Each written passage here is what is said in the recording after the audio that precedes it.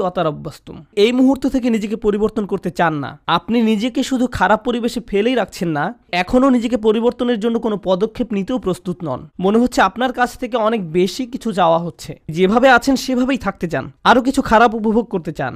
এটাই ওয়াতারাব্বাসতুম। আপনি ধারণা করে আছেন, আপনার প্রথম ধারণা ছিল আমি খারাপ পরিবেশে থাকলেও এটা আমার উপর কোনো প্রভাব ফেলতে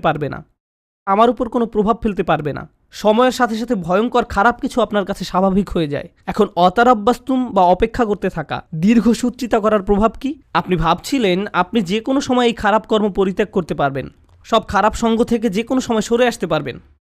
আরে আমি তো আর আসক্ত না, আমার তো আর এটার দরকার নেই, আমি তো আর এর সাথে আটকে যাইনি, যখন তখন বেরিয়ে যেতে পারবো। কিন্তু বাস্তবতা এটা নয়। যত বেশি সময় আপনি এর সাথে জড়িয়ে থাকবেন, আপনি তত বেশি এতে আসক্ত হবেন। তারপর এর থেকে বেরিয়ে যাওয়া অসম্ভব হয়ে পড়ে। আপনি আষ্টে পৃষ্ঠে মাথা পড়েন, সম্পূর্ণ ডুবন্ত অবস্থায় নিজেকে আবিষ্কার